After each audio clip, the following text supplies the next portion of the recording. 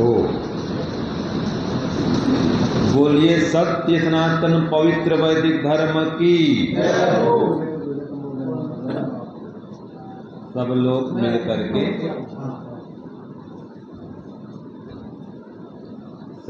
मिल करके एक बार परम पिता परमात्मा के मुख्य नाम ओम का उच्चारण करेंगे। आंख बंद करिए, लंबा गहरा श्वास करिए।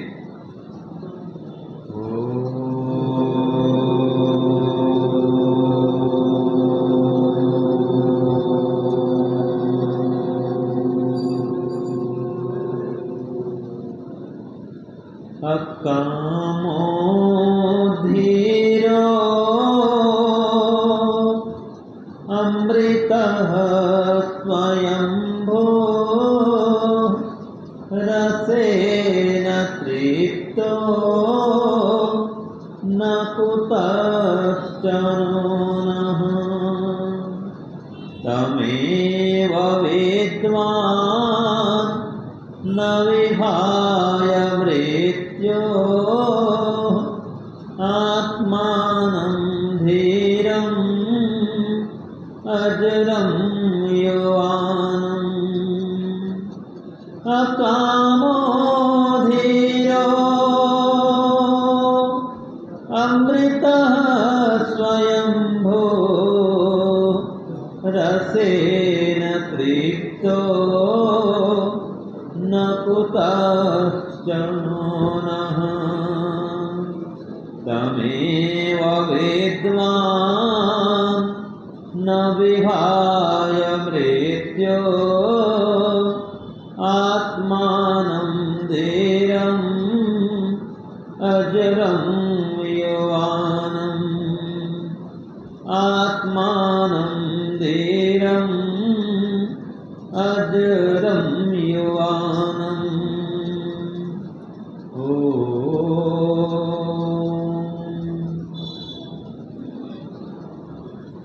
आर्य समाज जींद जंक्शन में चल रहे इस श्रावणी उत्सव के कार्यक्रम में मंच पर विराजमान इस पवित्र समाज के पुरोहित आचार्य राजेंद्र जी और साथ में ही मेरे सम्मुख शोभायमान परम मित्र आचार्य सुरेश शास्त्री जी, इस समाज के मंत्री महोदय, प्रधान महोदय, सभी धर्म प्रेमी सज्जनों और वंदनीय पूजनीय मातृ शक्ति, आज हम विचार करेंगे कि जीवन में सुख शांति का संचार कैसे करके हो, जीवन कैसे सुखमय बने, आनंदमय बने, इसके लिए क्या क्या उपाय हमें करने चाहिए, क्या क्या उपाय होता है और कैसे करके हम तनाव से रहित होकर के जी सकते हैं, तनाव मुक्त आनंदमय जीवन किस प्रकार से यापन कर सकते हैं, इस पर कुछ विचार करेंगे। तो देखिए, जो आप सुखमय आनंदमय तनाव रहित जीवन चाहते हैं तो सबसे पहले काम तो ये करना है, या सबसे पहले ये काम करना है कि जो आनंद स्वरूप परमात्मा है, आनंद के भंडार हैं, जो अनंत अथाह आनंद को अपने अंदर समाये हुए हैं, ऐसे सच्चित आनंद स्वरूप परमात्मा के हम शरण में रहें, प्रातः सायं उसकी उपासना करें और चलते फिरते भी जब भी आपको समय मिले, अवकाश है, सब काम करते रहो घर में, मना नहीं है, कहीं जाना आना कर रहे हैं करते रहो, यात्रा करते रहो और मन में ओम आनंद इसका जप करते रहो, साथ में अर्थ करते रहो कि हे ईश्वर आप आनंद स्वरूप हैं, मुझे भी आनंद दीजिए। तो इस प्रकार से जपमय जीवन बनाए, एक काम तो ये करें। दूसरा, ये तो व्यक्तिगत जीवन की बात है। दूसरा है परस्पर परिवार में प्रेम पूर्वक, मधुरता पूर्वक व्यवहार करें। ऐसा व्यवहार करें, ऐसी वाणी का प्रयोग करें कि एक दूसरे को देखते ही मन प्रसन्न हो जाए, खिल जाए, गुलाब की भांति खिल जाए आपका चेहरा। तो ऐसा होना चाहिए, आपका परस्पर व्यवहार इस प्रकार से मधुर होना चाहिए, मधुमय होना चाहिए। तो एक मंत्र में कहा है, मधुमन में निक्रमणम, मधुमन में परायणम, वाचा वदामि मधुमात्, भूयासं मधुसंदृशः, भूयासं मधुसंदृशः। कि हमारा परस्पर मिलना और फिर उससे अलग होना, बिछड़ना, दोनों मधुरता पूर्वक होना चाहिए, मधुमय होना चाहिए, और वाणी भी मधुरता से युक्त होनी चाहिए, और हमारा पूरा व्यवहार सहज समान, मधु समान, मधुमय हो जाना चाहिए। अर्थात आनंद से ओतप्रोत व्यवहार होना चाहिए, आनंद से ओतप्रोत जीवन होना चाहिए। तो इसके लिए कुछ उपाय हमको क्या करने पड़ेंगे? देखो, जैसे एक तो मैंने कहा दिया कि मधुर वाणी का प्रयोग करना चाहिए, कठोर वाणी का त्याग करना चाहिए, क्रोध का त्याग करना चाहिए, मीठे वचन ही हमेशा बोलने चाहिए। और यही संदेश देते हैं तुलसीदास महाराज। वो क्या कहते हैं? तुलसी मीठे वचन से सुख उपजत चहुओर, वशीकरण यह मंत्र है, तजद वचन कठोर। तुलसी तजद वचन कठोर, ऐसी वाणी बोलिए मन का पाखोर,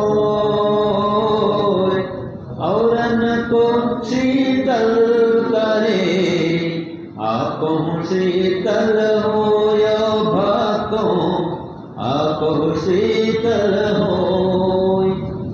जो मधुर वाणी का प्रयोग करना सुखमय जीवन के लिए अनिवार्य है, आवश्यक है। अगर वाणी में मधुरता नहीं है, व्यवहार में प्रेम नहीं है, सहयोग की भावना नहीं है, सहायता की भावना नहीं है, परस्पर एक दूसरे के लिए त्याग नहीं है, समर्पण नहीं है, वहां सुख भी नहीं है। आप अधिकांश परिवार से आए हैं, पति पत्नी है, पति पत्नी में अगर एक दूसरे के लिए समर्पण का भाव नहीं है, त्याग का भाव नहीं है, वहां प्रेम नहीं है। अभी आपके सामने संगीता बहन जी ने उपदेश दिया, बढ़िया भजन भी आपको सुनाया, और पति जो साथ में आए हैं, देखो कैसा प्रेम है, पति पत्नी साथ में चलते हैं। ये अद्भुत प्रेम का दृष्टांत है कि नहीं है? पति देव गाड़ी चला करके पत्नी को लेके आ रहे हैं, और पत्नी उपदेश करती है तो वो बेटे को संभालते हैं पति देव। कैसा त्याग है देखो एक दूसरे के लिए। और पत्नी भी कैसी, उनके पूरे वस्त्र धोती है, उनकी सेवा करती है। तो दोनों एक दूसरे की सेवा कर रहे हैं कि नहीं कर रहे हैं? ये आदर्श पति पत्नी का व्यवहार है। तो परिवार में सुख चाहिए, शांति चाहिए, दोनों पति पत्नी एक दूसरे का सहयोग करें, एक दूसरे प्रति समर्पण की भावना लाएं, एक दूसरे में विश्वास बढ़ाएं, एक दूसरे के विश्वास को जीतें, तभी आपका घर परिवार सुख शांति से युक्त हो सकता है। तो एक तो ये मैंने कह दिया कि मधुर वाणी का प्रयोग करें। मधुर वाणी वशीकरण का मंत्र है, इसलिए कठोर वाणी का त्याग करें, मधुर वाणी को धारण करें।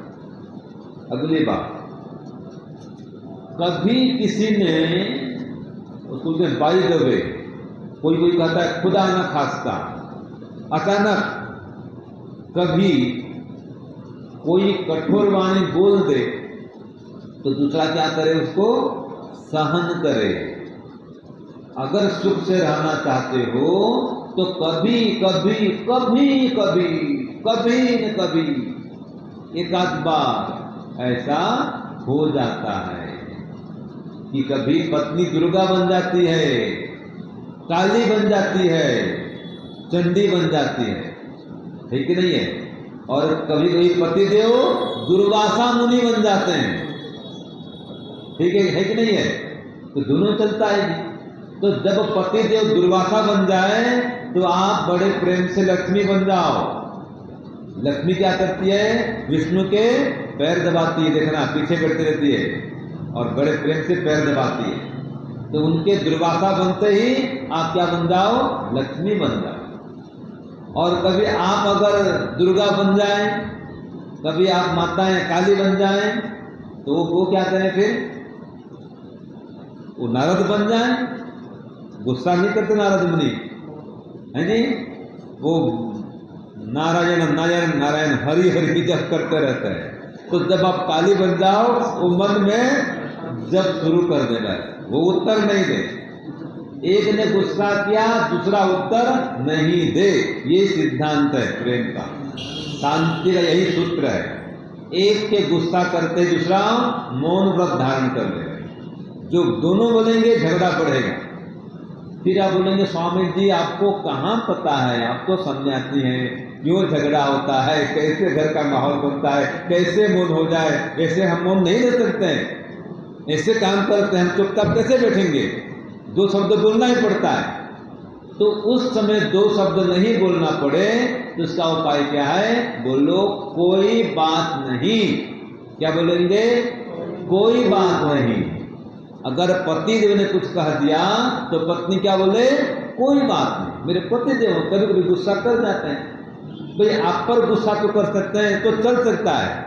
वही पति किसी और पत्नी पर गुस्सा करता आप चलेगा? आपको चलेगा?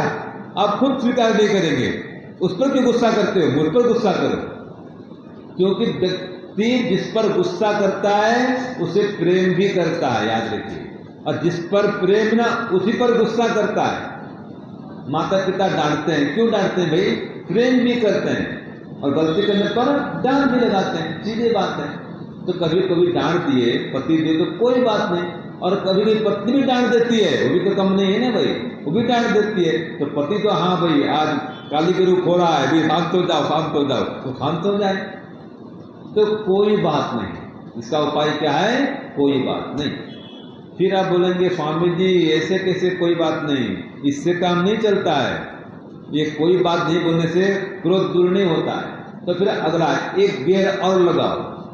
प्रथम गेर क्या है? कोई बात नहीं। फिर दूसरा गेर लगाओ, ऐसा भी होता है। क्या सोचेंगे? ऐसा भी होता है। हर समय पत्नी अनुकूल नहीं रहती, हर समय मधुर नहीं बोलती, हर समय प्रेम नहीं करती, कभी कभी प्रतिकूलता होने पर वो भी गुस्सा कर जाती है। ये कोई नई घटना नहीं है, ये कोई नई बात नहीं है, इसलिए ऐसा भी होता है। ये कोई नई घटना नहीं है, ठीक है। और आगे सोचेंगे ईश्वर न्याय करेगा, मैं क्यों गुस्सा करूं? ईश्वर न्याय करेगा। अगर पति जो बहुत एकदम बेकसूर हैं, बड़े ईमानदार, एकदम सरल विनम्र हैं, फिर भी डांट लगाती है पत्नी, तो क्या बोलेंगे पति तो? हे भगवान देखो मैं तो निर्दोष हूं, फिर भी मुझे डांट लगाती है पत्नी, आप फिर न्याय करना। तो भगवान के न्याय पर छोड़ दो।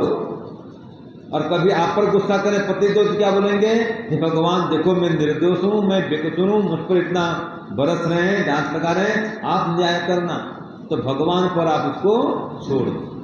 ये तो प्रार्थना करते हैं उपासना में, योस्मान द्वेष्टि तंबो दंभे दधमः। जो हमसे द्वेष करता है या हम जिससे द्वेष करते हैं उसको परमात्मा का न्याय में छोड़ दें, आपस में उसको व्यक्त न करें, अंदर दबा लें, अंदर से रख लें, पी जाए गुस्से के। तो कोई बात नहीं, ईश्वर न्याय करेगा, ये कोई नई घटना नहीं है, ऐसा भी होता है। और अनादिकाल से अनंत काल तक ये परंपरा चली आ रही है।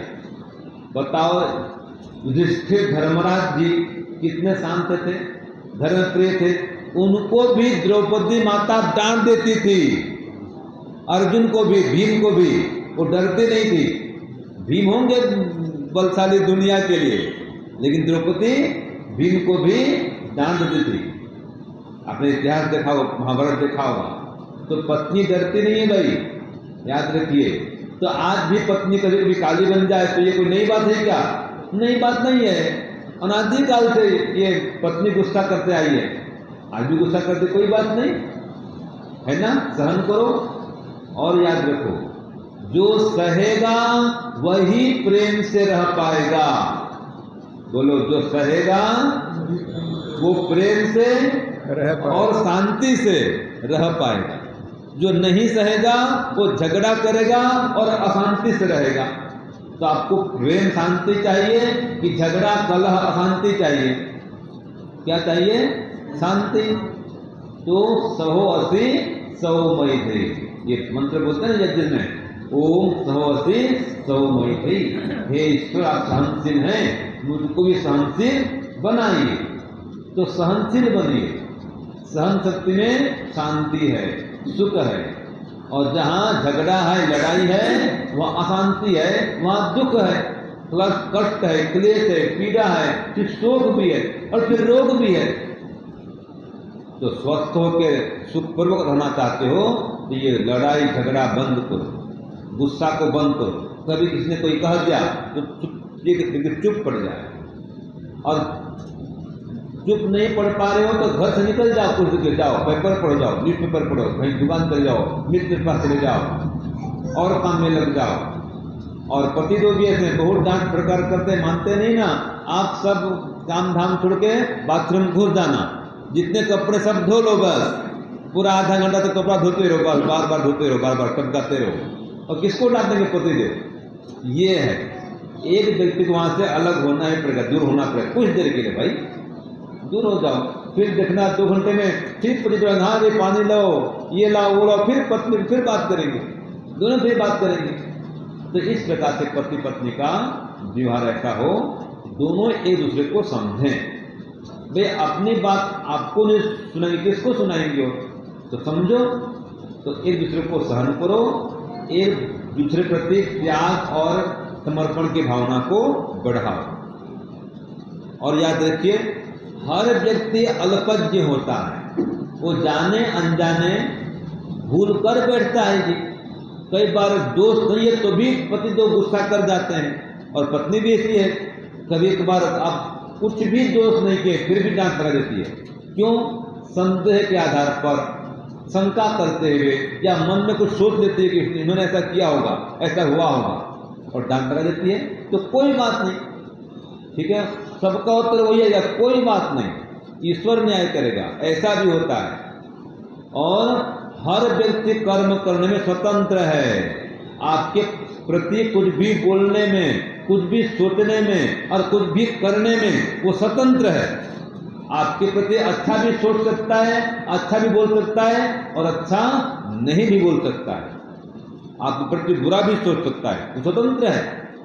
फिर बोलेंगे स्वामी जी देखो, ये 1-2 बार की बात थोड़े है, बार बार ऐसा होता है, बार बार ऐसा होता है, बार बार गलती करती है, क्यों ऐसे गलती करती है, क्यों ऐसे डांटती है, क्यों गुस्सा करती है, या ये जानती नहीं है, क्यों ऐसा करती है, मेरे अनुकूल क्यों नहीं जलती, मैं जो कहता हूँ क्यों नहीं करती। ये कारण है झगड़े का, कि मैं जो कहता हूँ वो क्यों नहीं करता सामने वाला। पत्नी भी कहती है, मैं जो कहती हूँ क्यों नहीं करते आप, वो कहते हैं मैं जो कहता हूँ आप क्यों नहीं करते। बस क्यों नहीं करते, इसका झगड़ा है कि नहीं है। मैं जो चाहती हूँ या जो चाहता हूँ वैसा क्यों नहीं करते हो, तो ये झगड़े का कारण होता है। तो इसका उपाय क्या है? इसका उपाय है भी आप जो चाहते हो, जो कहते हो, क्यों नहीं करते?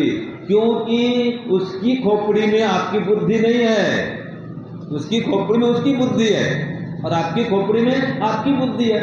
आप भी तो ऐसे नहीं करते, जो भी करती हो, वो जो कहती है आप पूरा करते हैं क्या? 100% बात आप भी नहीं मानते, वो भी नहीं मानती है। एडजस्ट करो। जहां पति पत्नी में एडजस्ट है, समन्वय है, वहीं पर सुख है। जहां एडजस्टमेंट खत्म हुआ, समन्वय खत्म हुआ, वहां कलह शुरू, अशांति शुरू।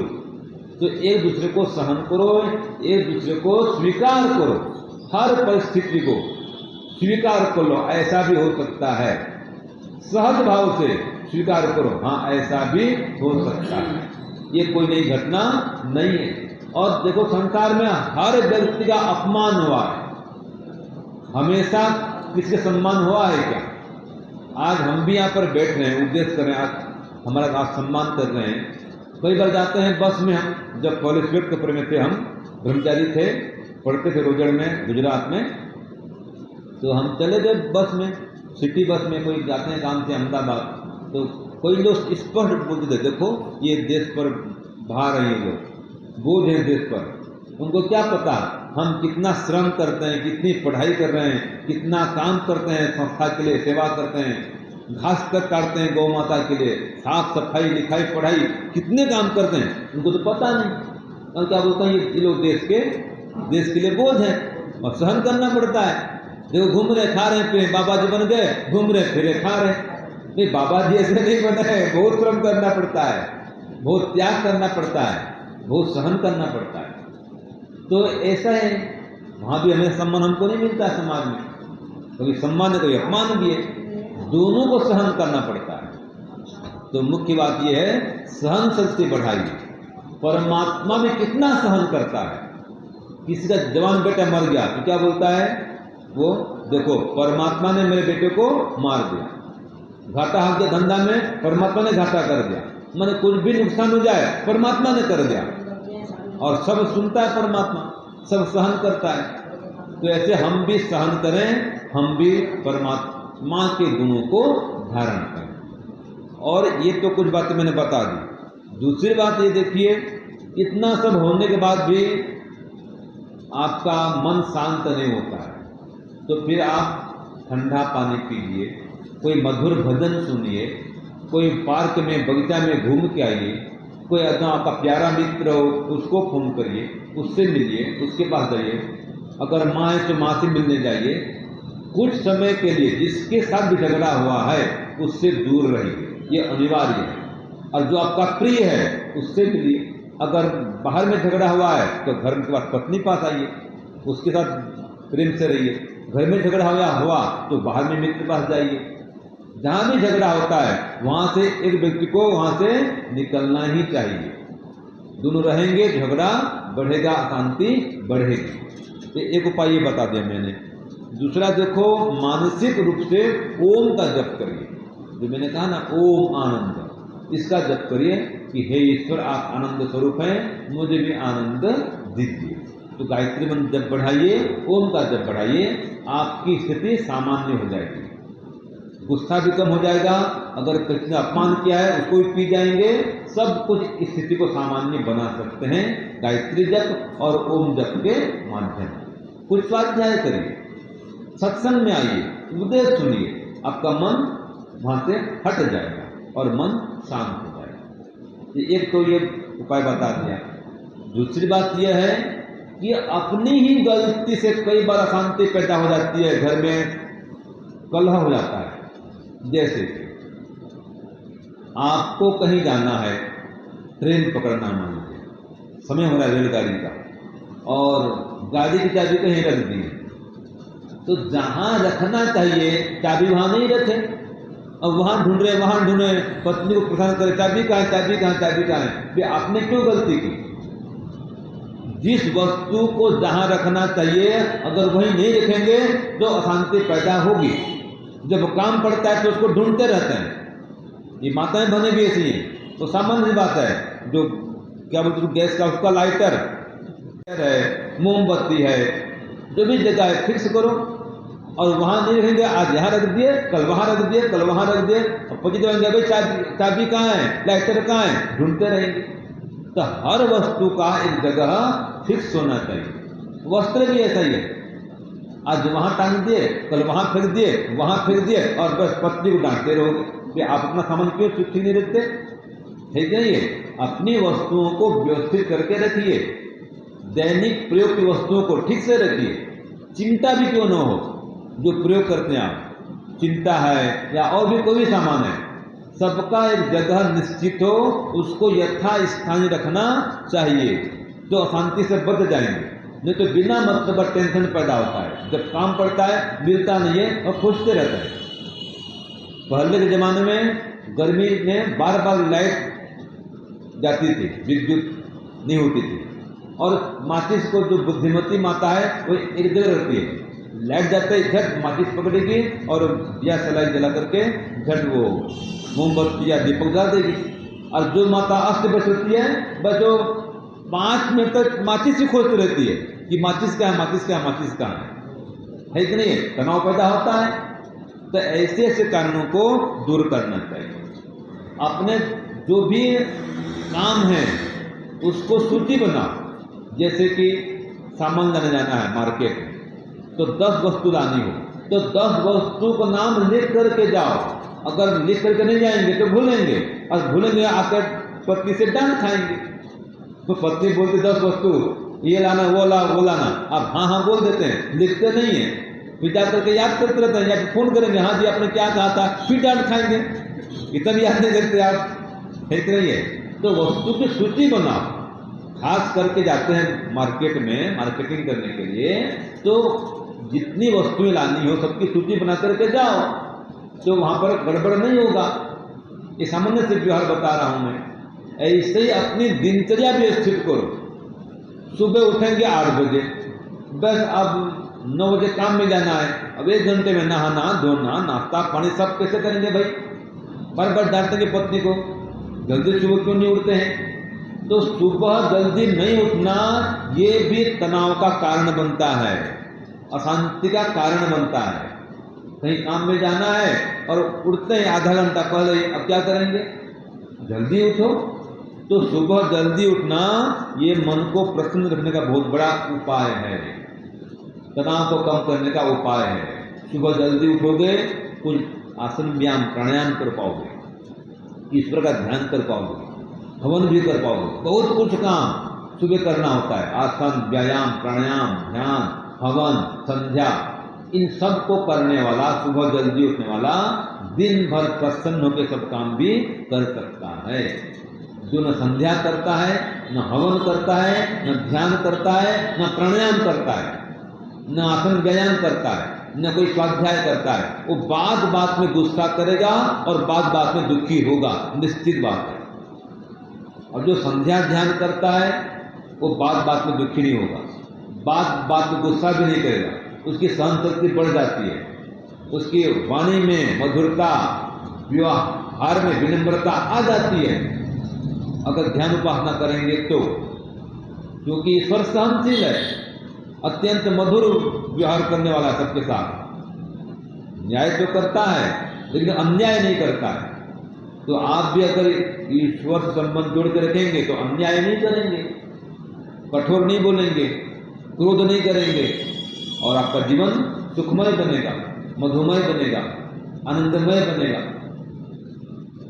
आवश्यकता से अधिक खर्च नहीं करेंगे तो भी तनाव से मुक्त रहेंगे। जो आवश्यकता से अधिक खर्च करता है और बिना मतलब ऋण लेते रहेगा, ऋण माने कर्ज लेते रहेगा, वो भी दुखी रहेगा, तनावग्रस्त रहेगा।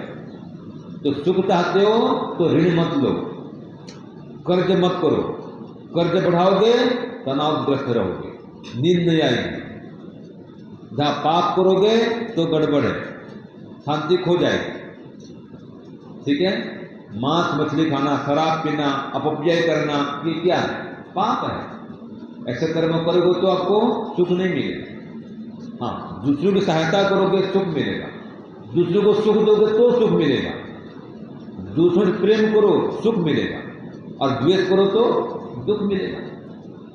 सहयोग करो, शांति से रहो तो आपका सुख बढ़ेगा, और झगड़ा करते रहो, कलह करते रहो, बार बात में किसी का दोष निकालते रहो तो झगड़ा बढ़ेगा, अशांति बढ़ेगी। तो इन सब दोषों को दूर करो, दुर्गुणों को दूर करो, आलस्य को दूर करो, प्रमाद को दूर करो, तो आपका जीवन सुखमय होगा, प्रेम से रह पाएंगे और दूसरों को प्रेम से रख पाएंगे, स्वयं आनंद रहेंगे, दूसरों को आनंदित कर पाएंगे। तो ये तो मैंने कुछ बातें बता दी व्यवहार संबंधी।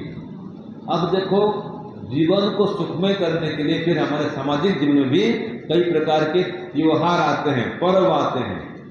ये भी दैनिक जीवन जब उब जाता है, बोर हो जाता है, तो बीच बीच के फिर हमारे ऋषियों ने, हमारे महात्माओं ने ये पर्व की व्यवस्था करी। जैसे कल श्रावणी का पर्व है, रक्षाबंधन का पर्व है। तो पर्व का मतलब क्या पता आपको? पर्व किसे कहते हैं?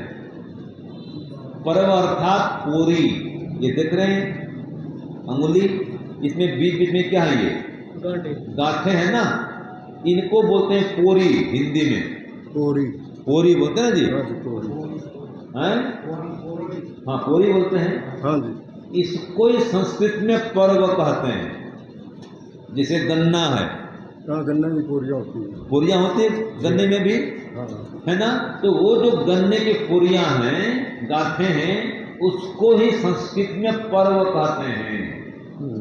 अब ये गन्ने में जो गांठें होती हैं, गन्ने में, बांस में, अगर ये पर्व न हो, ये पोरियां न हो, तो क्या इतना मजबूत होगा वो गन्ना?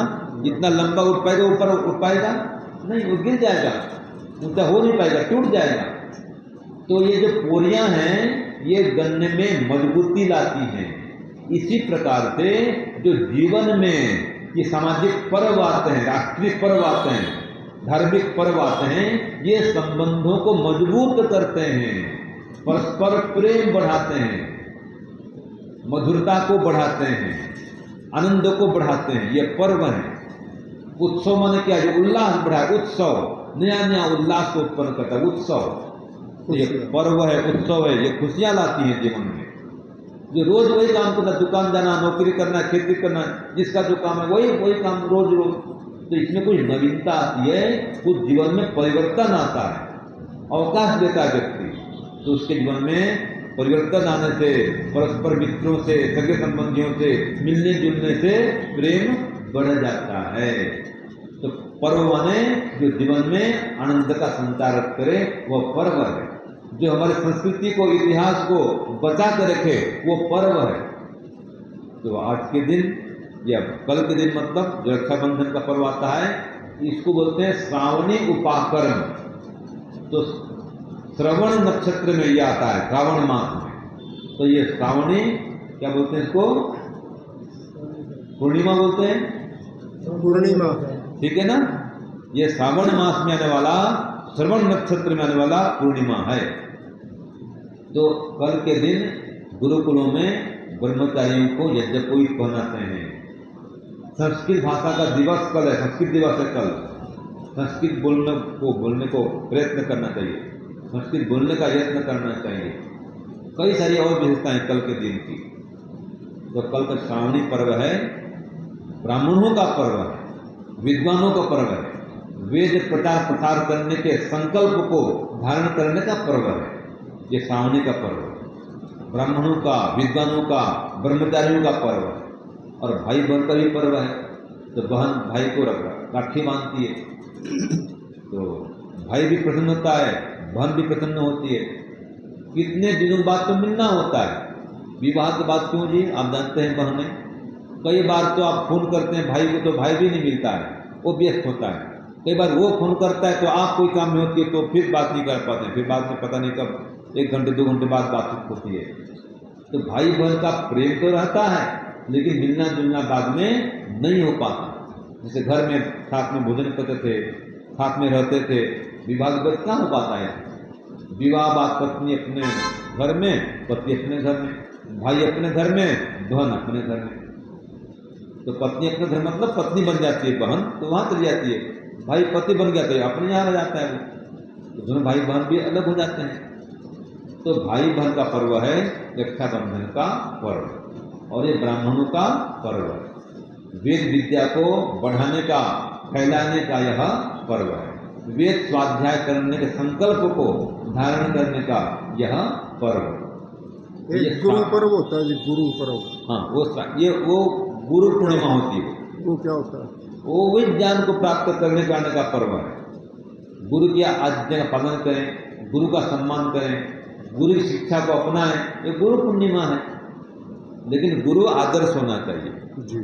वेद मार्ग में चलने वाला गुरु होना चाहिए, वेद का विद्वान होना चाहिए।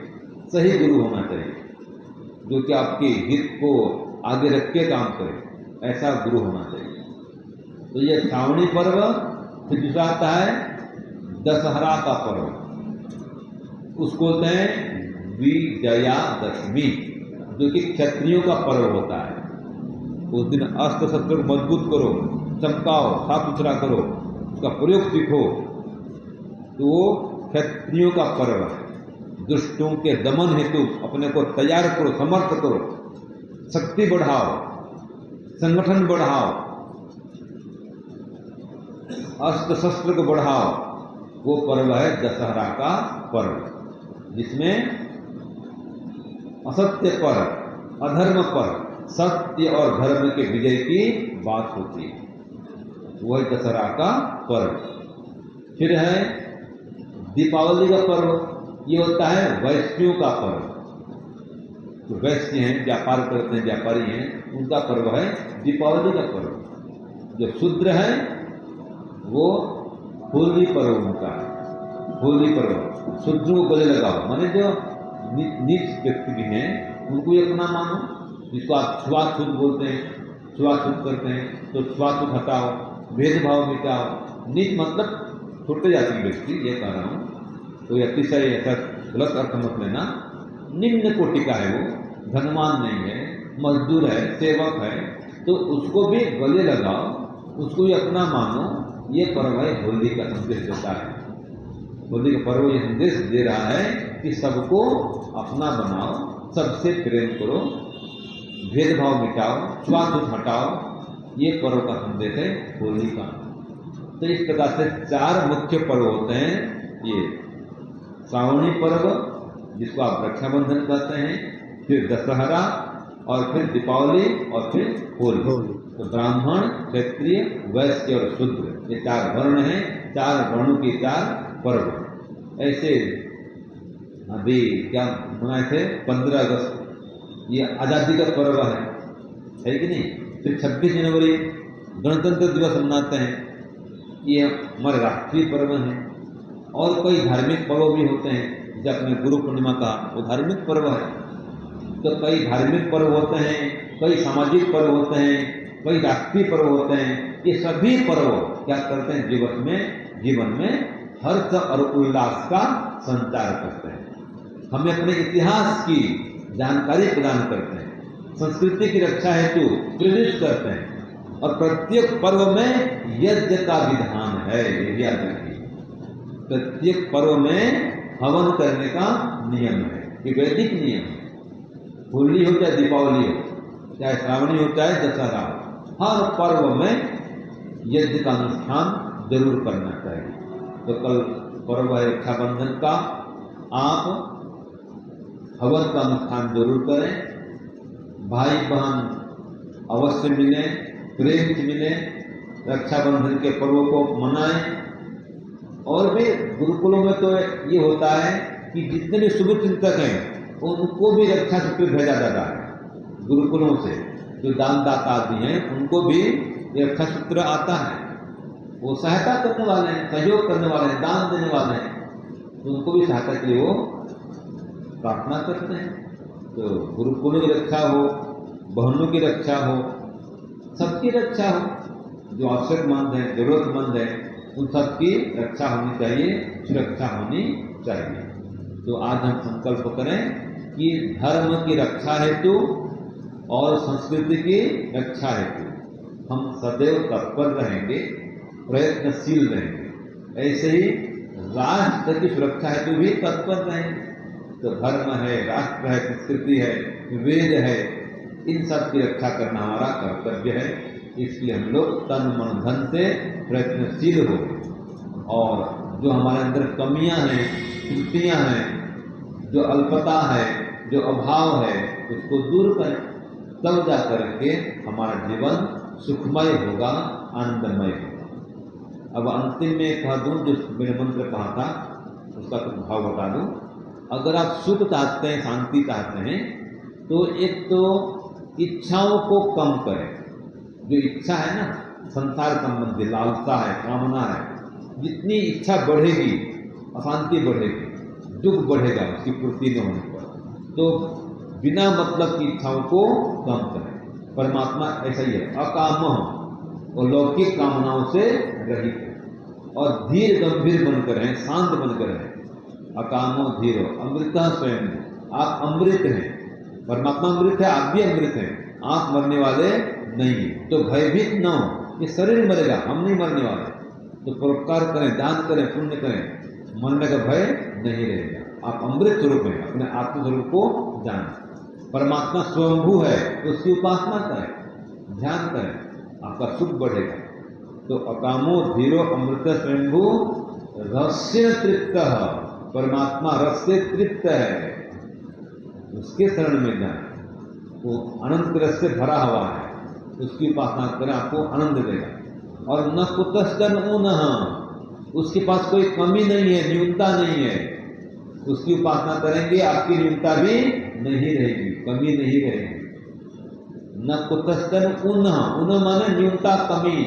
अब बोलते ना 49, 49 बोलते हैं कई लोग, बोलते ना 39 बोलते ना, ये क्या? उन माने एक कम, उन माने एक कम, 59, 59 नहीं बोलते हैं, 69 बोलते हैं, 69, 70, 79, 80। तो उन माने एक कम। तो ये जो कमी है ना, उसको परमात्मा दूर करता है, उसमें कोई कमी है ही नहीं। न कुतचन ऊनः, तो तम एव विद्वान न विभाय मृत्यु, जो उसको जानता है, उसकी उपासना करता है, वो मृत्यु आदि भय से भयभीत नहीं होता। तो वो कहता है आत्मानं धीरम अजरम युवानम, हम सब आत्माओं का भी आत्मा है, सदा युवा रहने वाला है, धीर रहने वाला है, कहीं वृद्ध नहीं होता, कभी मृत्यु को प्राप्त नहीं होता। तो ऐसे परमात्मा से जो संबंध जोड़ेंगे, हमेशा आनंद में मग्न रहेंगे। ऐसा ही भाव है। प्रभु प्यारे से जिसका संबंध है, ये प्रभु प्यारे से जिसका संबंध है, उसे हरदम आनंद ही आनंद है। ये प्रभु प्यारे से जिसका संबंध है, उसे हरदम आनंद ही आनंद है, उसे हरदम आनंद ही आनंद है, उसे हरदम आनंद ही आनंद है।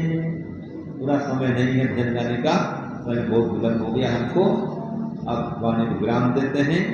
ओम शांति, सबको सादर।